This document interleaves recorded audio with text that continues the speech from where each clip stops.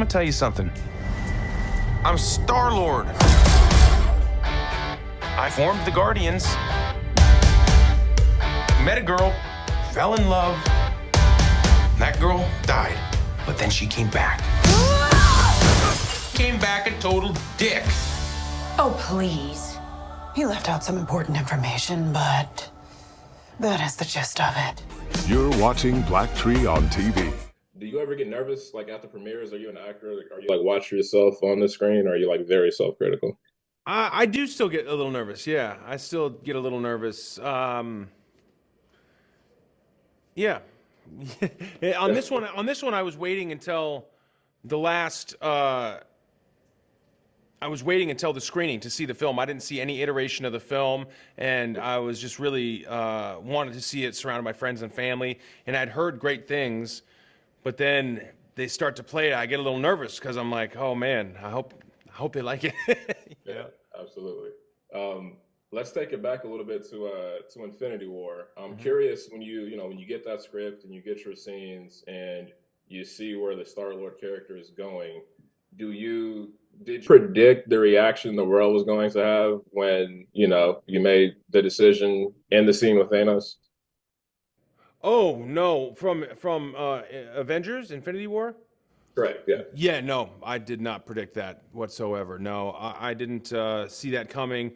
The Russos were incredible with talking to us about everything that was going to happen with the characters.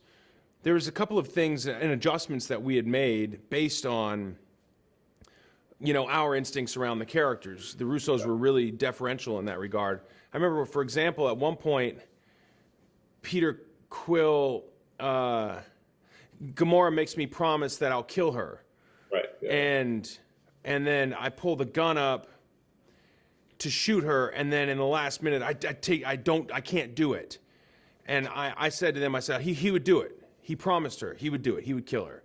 And so then that's when they had me shoot and the bubbles came out. And then Thanos said, I like this one. So that was an adjustment that we made based on what the Guardians would do. I mean, I certainly didn't foresee that.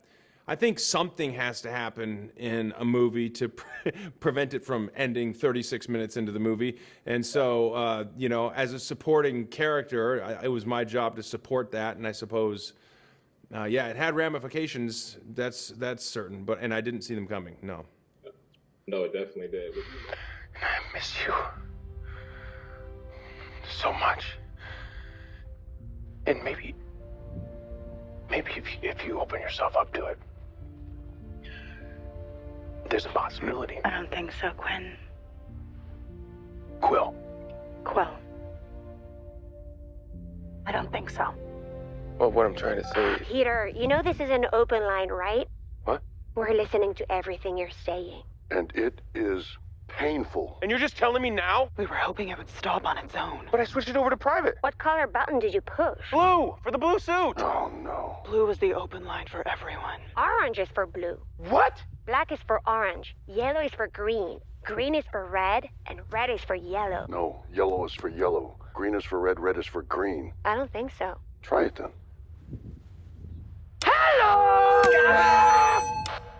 You're right. Definitely did. With you mentioning with you mentioning that and mentioning the Russo brothers, you guys work with them obviously, and James Gunn, and even you mentioning them listening to your suggestion about Star-Lord would actually shoot.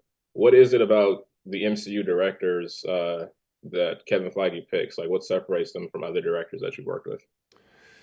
Oh, man. Well, I've only had an opportunity to work with the Russos and to work with James Gunn. And I can say what separates James from all of the others is his unique imagination.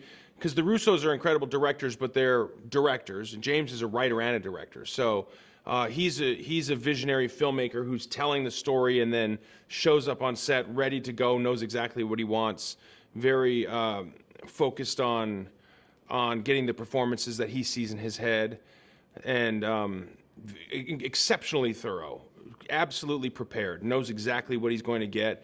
By the time we're shooting the movie, he's basically reshooting an animatic that he's already shot. So he knows what he's doing, and he's came from really low budget films, and so I think that he can make the dollars stretch on low budget films. So he, even on big budget films, he makes the dollars stretch, which means you get a lot of value out of these films. And they're incredibly expensive films, which means you can get a lot of movie when you have someone like him. You're not, you know, we're always on time, under budget with very minimal reshoots. And that's different than a lot of Marvel projects, which might have 6 weeks of reshoots.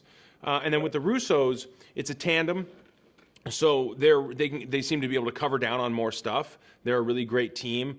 Joe Russo has this like 50,000 foot view and has enabled an entire group of people. And James and Joe and Anthony all have in common that they have put together a great team and that they trust their people that they've hired, their ADs that they've hired, their producers that they work with, you know, the DPs that they work with. They really trust them. Gotcha. Cool. Again, I love the movie, man. Thank It was a pleasure you. to talk to you. I hope you have a good one. All right, you too. See ya.